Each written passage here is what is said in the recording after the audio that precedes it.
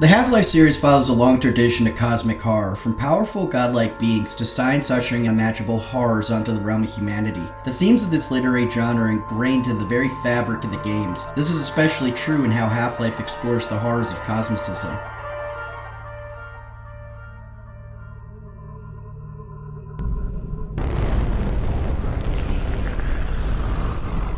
The most merciful thing in the world, I think, is the inability of the human mind to correlate all its contents. We live on a placid island of ignorance in the midst of black seas of infinity, and it was not meant that we should voyage far. The sciences, each straining in its own direction, have hitherto harmed us little, but someday the piecing together of disassociated knowledge will open up such terrifying vistas of reality and our frightful position therein, that we shall either go mad from the revelation or flee from the light into the peace and safety of a new dark age. These are the words of the grandfather of cosmic horror, H.P. Lovecraft. It's one of the most well-known quotes from him and how it captures the larger themes of his works. The universe is a vast place with countless creatures and intelligences, whose very existence acts as a challenge to how important humanity believes itself to be, and this is the essence of Cosmicism. In many ways, it shares characteristics with nihilism, but with a critical difference. While it also emphasizes the insignificance of humanity and rejects the divine, it does not reject the possible existence of some higher purpose or beings beyond our understanding of the natural world. It is not the absence of meaning that causes terror, but rather discovering we have absolutely no control in the vast and indifferent universe that surrounds us. In doing so, it explores humanity fearing their insignificance in an incomprehensibly large universe. In other words, fear the cosmic void. The concept of Cosmicism allows the cosmos to be filled with all manner of strange and powerful beings, most of which are either indifferent or outright hostile to the existence of humanity.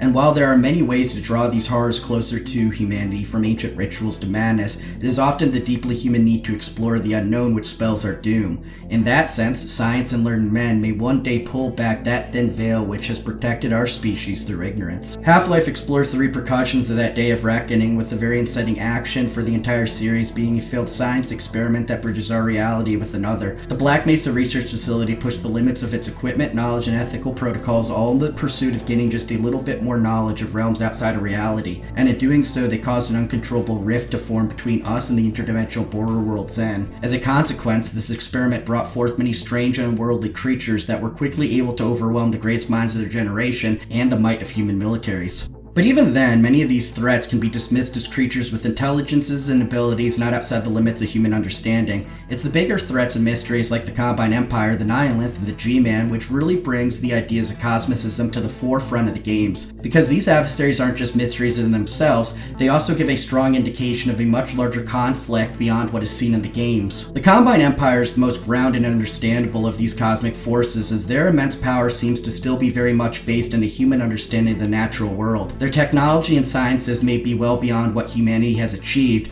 but it's still limited by the physical realm, at least from what we can see, and that is not a lot considering they're the main antagonists through much of the game series. The Combine is mostly seen through its occupying force on Earth, with the tyrannical interdimensional empire having long since subjugated humanity by the time they're first seen. This occupying force mostly consists of humans and transhumans who do the bidding of the larger forces out somewhere in the multiverse. While the occupying force is supplemented with other altered species known as synths, it would seem that once the Empire conquered Earth, it set up a system in which humanity would be forced to oppress itself on its behalf. This is where the mystery and great threat of the Combine comes into play. We just have no way of knowing the scope, capabilities, and power of the Empire at large. The closest we get are creatures known as advisors, who act as a sort of consul and master to the Combine-appointed administrator of Earth, Dr. Wall's Breen. But as the name would imply, these creatures merely act as intermediaries between Breen and some even more powerful aspect of the Empire. But even with that being said, the Combine is likely not the result of some singular species who control its vast presence from the top.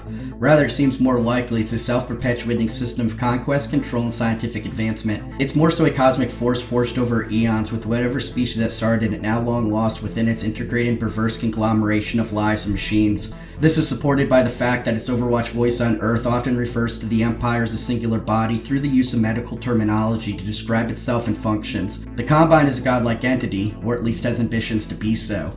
In that sense, its very existence questions many human-centric assumptions about reality. This is a cosmic force so massive and powerful it spans across an untold number of universes. It was able to conquer humanity in just 7 hours, with our outright extinction just barely being avoided due to Breen figuring out a way to communicate with them and using that knowledge to negotiate Earth's surrender on behalf of the United Nations. But in the end, the Combine clearly shows there are threats out there in the cosmos vastly more powerful than humanity.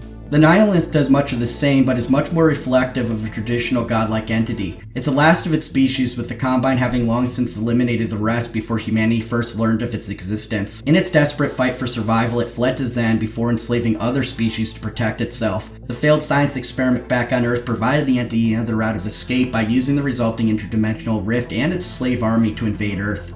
The Nihilanth is a godlike entity in that it is immensely powerful in both abilities and knowledge, but not outright unstoppable. This is shown when Black Mesa scientist Dr. Gordon Freeman uses his own intelligence, high-tech hazard suit, and a large arsenal of munitions to kill the entity in a bid to stop its invasion of Earth. But the battle wasn't easily won, with the Nihilanth not only being able to take a lot of damage, but also in its ability to conjure portals, enemies, and deadly energy projectiles. Freeman even garnered a messianic reputation in his ability to kill what is essentially a lower-tier god, especially among one of the slave races, the Vortigaunts. The Vortigaunts themselves also provide some information about the greater cosmic mysteries despite starting out as a slave race. While originally an enemy, following their liberation thanks to Freeman, they became allied with humanity in their shared fight against the Combine. The species naturally has a deeper connection with the universe through what is known as the Vortessence. This binding life force is described as being woven into and connecting the fabric of the universe. This allows the species to connect subconsciously as a sort of hive mind, while also allowing access to otherwise unknowable knowledge, such as predicting some elements of the future, like Freeman eventually returning to liberate humanity from the Combine.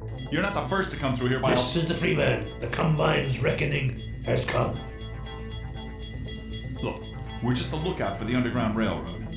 Main station's right around the corner. They'll get you started on the right foot. Meanwhile, let my Vortigaunt friend here give you a jolt to get you going.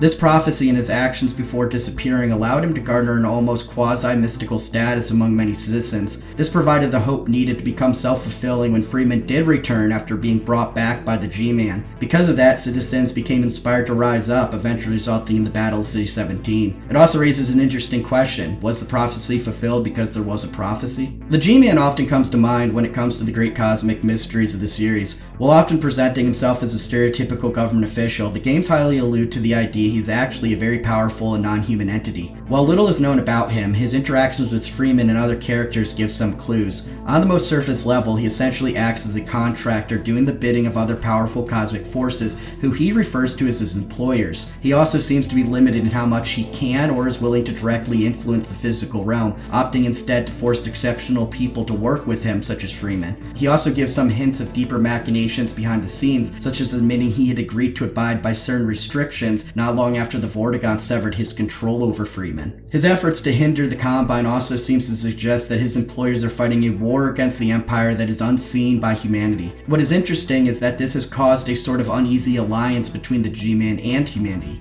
He is an ally only in the sense that his interests align with the goals of humanity, but that still leaves the G-Man as a potential and terrifying threat should the day ever come that those interests no longer align. Interestingly enough, the characters that are employed by him would have likely died if he didn't step in to capture them. Freeman would have likely been killed with his assassination of the Nihilanth causing the entity to start discharging energy before exploding. Corporal Adrian Shepard was deep within the lower sections of Black Mesa with no way to escape in time before a nuclear bomb got detonated with the aim of destroying the facility. Alex Vance was deep within a Combine control structure with no clear escape route and was likely many reinforcements converging on her location. Barney Calhoun is the only main character that seems to have found a way to survive on his own, so it's not surprising in that sense that he's the only one that wasn't recruited by the G-Man. It could very well be that the G-Man didn't view him as an exceptional enough person, but it could also be because Barney wasn't destined to die that day. We made it, Mr. Calhoun. We made it. Language also plays a crucial role when it comes to introducing cosmic horror elements into the games. There are the direct examples such as Dr. Breen describing the cosmic planes of existence he has been privileged to witness as a stooge of the Combine. Common stars with ancient satellites colonized by sentient fruit gas giants, inhabited by vast meteorological intelligences, worlds stretched thin across the membranes where the dimensions intersect. impossible to describe with our limited vocabulary. What I've seen is also beyond words, Breen.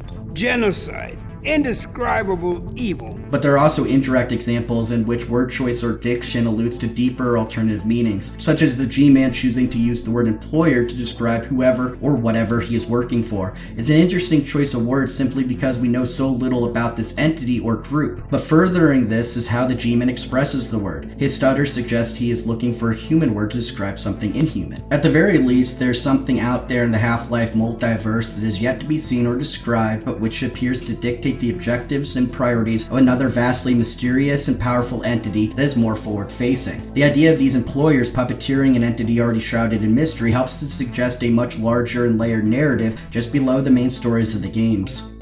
The most Lovecraftian passage is probably Dr. Breen's speech at the end of Half-Life 2, when he's trying to entice Eli with glimpses of the wonders he has been shown by the Combine. This sort of teasing of views of things beyond imagining is one of Lovecraft's techniques. Mark Laidlaw, lead writer of Half-Life. The very existence of Zen itself directly and firmly cements Cosmicism as a fundamental element of the games. Zen being a completely separate reality than our own suggests something rather profound when it comes to fearing the cosmic void, and shows just how vast existence truly is. We get a clear hint that despite this grand and epic adventure human characters are going through, what is happening on Earth is a smaller battle amid a much larger conflict out in the cosmos. The human race in the games are very much at the mercy of much more powerful cosmic beings who either seek to destroy or control them. It's their own unseen battles far beyond human understanding that prevents any one of them from truly fulfilling their dark ambitions for humanity. But in any case, they clearly suggest the universe of Half-Life is vastly huge and filled with powerful beings, and like so many stories that deal with Cosmicism, we only get a glimpse of what that truly means.